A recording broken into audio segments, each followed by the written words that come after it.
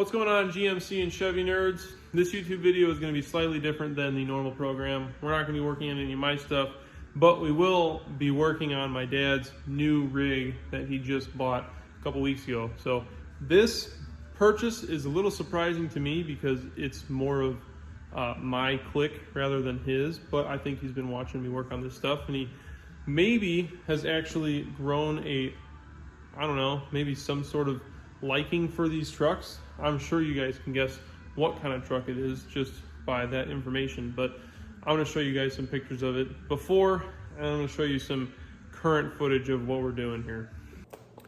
What's up, YouTube? We're going to call this segment Noah's Dad's Ugly Truck. I'll get to that in a minute. Why would someone like myself buy a 20-year-old 275,000 mile diesel truck as a tow rig / daily driver? Well, I had a 2004 LLY that I bought new through my business. I drove that truck for 11 years, put 90,000 miles on it, 100,000 miles on it. And after that, I had a 2015 that also bought new through my business, drove for 8 years. So I've towed with a diesel for roughly 19 years of my life. And around town, gas engine does just fine, no big deal. You get on the highway, on the expressway, and it's just not the same. The torque of the diesel at the low RPMs makes towing stress-free. Gas engine like I've got in my 99, even with the modifications I've done to it with the cam headers tune, all that stuff, I'm sure it will tow better. It's just not ever going to tow like a diesel. And with the recent changes to my fleet, where now the truck that I was going to tow with has become my toy, I was faced with buying another diesel truck, and I was set on a 15 to 19 because I like the body style, the interior. They make good power, and they're kind of at the very top of my price range. I was looking to spend pretty much no more than about $40,000, and that would have gotten me, if I was patient, it would have gotten me a 17 to 19 with 130,000 miles or less, but that would have been at the very top of my price range. After that, after a purchase, if I needed to buy tires, if I needed to get it deleted, if it needed any repairs, it would have been a bit of a stretch. And that just didn't leave me very comfortable. So Noah is sending me some listings off Marketplace, and I'm sending him some listings, and I don't remember what my comment was to him, but he commented to me, hey, why don't you just buy an LBZ? And I think he knew what he was doing. He was kind of fishing.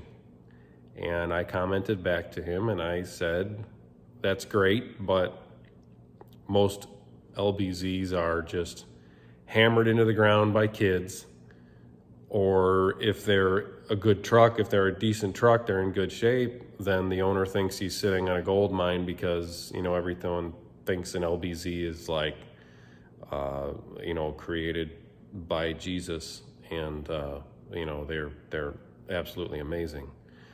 And the guy would want, 35 grand for it or something. So when I say he was fishing, I mean he already had a truck in mind. So he said, oh, well, my buddy has this one, and sends me a couple pictures, and it's an Arizona truck. It is completely stock, like bone stock. And the kicker is it's got 275,000 miles on it. Most situations from the life that I come from, vehicles of the 70s, 80s, 90s, 275,000 miles, something is pretty worn out by then and clapped out. It's not good. I have seen Noah with trucks with 300 plus thousand miles that are stock. that he's bought, and he just throws a trailer behind it and goes and picks up this or that or whatever, and they're good, reliable trucks. The newer ones, the 15 and 19s that I was originally looking to buy, I see those trucks around here in Northwest Indiana with rotted bedsides, rotted rockers already. I wasn't looking forward to that.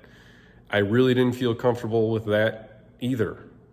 And to buy one long distance, I did that with my 99. I did that actually with two 99s, and I sold one to my neighbor. One came from Oregon, one came from Reno, Nevada. And they were both from dealers, which is easy to do, doing long distance, but to buy something from a private seller long distance is not, it's kind of sketchy. You got to trust them with a lot of money. If I was going to buy a 15 to 19 or a 17 to 19 actually really was what I was looking at for an L5P from a dealer, then I'm paying full boat on sales tax, and it would have been even more. It would have been $48,000, and I wasn't comfortable spending that. I didn't want to do that. So anyway, we go and look at this truck, and sure enough, when we get there, it is absolutely stock. It's used. It's not been abused. It's in really good shape, and I decided we're going to go this route. And in doing that, my intent from the start was, I don't need a diesel hot rod. I'm not a kid. This isn't my toy. This is something I want to tow with, but I know that I want the engine to breathe better. So we decided on deleting the EGR, not blocking it, deleting it, putting a larger exhaust on it, helping this thing flow. We put a lift pump on it, better filtration and better delivery of fuel to the injection pump. Just everything that we're doing is basically safety measures, or not necessarily performance measures, but just to make the engine run better, run cooler, run more efficient. And why would I want to do that with such a high mileage truck? Well, I think these trucks are capable of going, I think this truck is capable of going a couple 100,000 more miles at least. My only fear, I guess my concern, not even a fear, my only concern would be if it happens to blow a head gasket. And if that's the case, as you see behind me here, this 3 hours this thing was the cab was off and the turbo was out of it in 3 hours. That's just not, it's not a big deal for Noah. For me, I don't really want to get that deep into something. If I had to, yes, I would. But he knew this was his deal, and this was something that he was going to be heading up. And he said, if I'm going to be heading this up, then we're going to take the cab off to get the turbo off, because it's that much easier. And I can go along with that. That's fine. And he has done 90+% of the work. When this thing got tore down and I rolled the chassis outside yesterday and pressure washed it, it's amazingly clean. Trucks in the Southwest, you guys are blessed. That's all I can say, because everything up here is scaly, rusty, nasty junk. And this thing, honestly, the frame, I would expect a truck on a dealer's lot to not look better than what this chassis looked like. I did take a video of it, sent it to Noah yesterday. Maybe he'll make it as part of this. But amazing condition, and that's what really matters to me at this point, because all the mechanical items, I mean, the drivetrains in these things they're very solid. They're very hardy, and when they're not used as race trucks or neglected, they'll last for a long time. And I'm good with that. I would feel comfortable getting in this truck, hopping in it, and driving to 1,000 miles to Florida, 2,000 miles to California. That's what I want. I want something that I'm confident I can just hop in and drive. And I don't think that that's a long shot. I don't think that's a stretch with this. I think these trucks are advanced enough, but yet simple enough that they can do what they're doing. They can do what I want them to do. The newer trucks are very comfy, but the sheet metal is extremely thin. I drive one for work every day. It's a nice truck, but all of the added doodads, just more stuff to go wrong. I don't need hill start assist with an automatic transmission. which these trucks are equipped with for some reason. Yeah, I don't need that. I don't need parking sensors that start to wig out in the wintertime because they get a little ice buildup on them. It's just stuff that I don't need. It's stuff that's great, but I don't need it. This truck is advanced enough, and it's going to be enough for me. So anyway, if you're in my type of position and you don't want to spend 40 grand on a truck, or on a used truck with 130,000 miles, consider this. Because I didn't really have any good close-up videos of the truck before we tore it apart, I am going to run over real quick with you guys. So we'll start here on the ground. This is the bed. Obviously it's extremely straight. Taillights are going to be going. They are starting to delaminate a little bit around these corners here. So those are going to get replaced. This is the original bumper. As you guys can see, there is not a single dent in this thing. So it's never been backed into a trailer. Both rear quarters are in really good shape. There's another little ding right there, but not a big deal.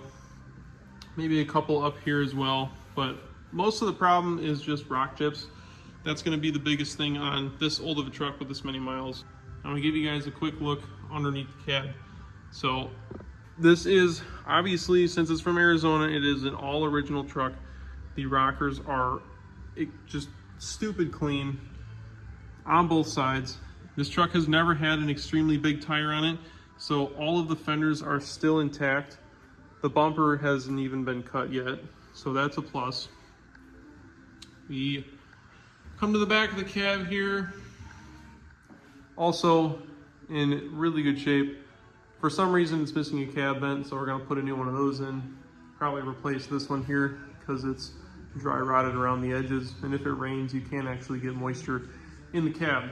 So one thing that sucks about Southern trucks, these moldings will fade. So obviously this looks kind of dingy and crappy. Not sure what we're doing with that yet, but that's one thing to expect. I have a suspicion that this truck was kept inside quite a bit. And the reason I say this is because a lot of your Southern and Western trucks have sun fade on the roof skin, as well as the hood, top, the doors, the bed rails. Just from the heat out there, this truck has none of it. And from the paint and body work that I've done, I cannot see any signs of paint or body work done to this truck at all. So the one thing this truck could benefit from, and it's probably never had this, a clay bar, buff, polish, and wax. So the brunt of the damage on the cab is down here on the rockers, right behind the fenders. This is where pretty much all the rock chips are. There's a little bit back there, but most of it is right here. And this is pretty unavoidable unless you're running a huge mud flap up here, and even then you're not going to be certain to not have any rock chips. So this is going to be common on a 20-year-old truck with 275,000 miles. All right, so back to the engine.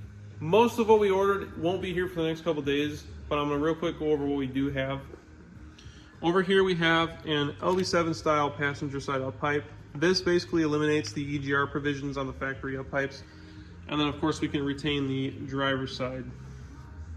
Coming over to the engine here, down in the valley, you guys can see we do have a oil feed plug down here. And basically what we're going to be doing is running a remote feed that ties into the frontmost passenger side oil galley. And the reason for that is when you use this port here, you're feeding the turbo as the last fixture getting oil. So it's not great for the health of the turbo to be the last piece of equipment that's receiving oil, because it's got to come all the way up through the mains and then through the cam, and then it comes through this port here all the way up and feeds down through the turbo. So basically what we're doing is we're pulling oil from pretty much the first spot in the engine, which is where the pump is pushing it through. So this is going to keep the turbo much healthier and much better lubricated than running oil through this feed port here.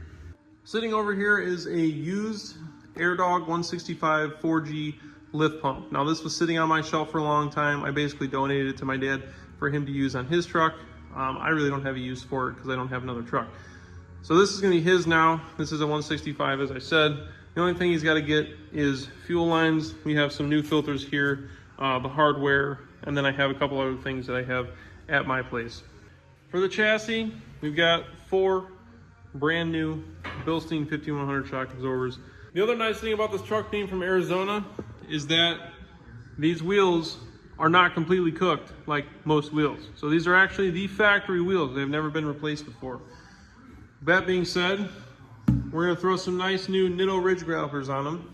They are 285/75/16s, which are slightly bigger than the factory size here.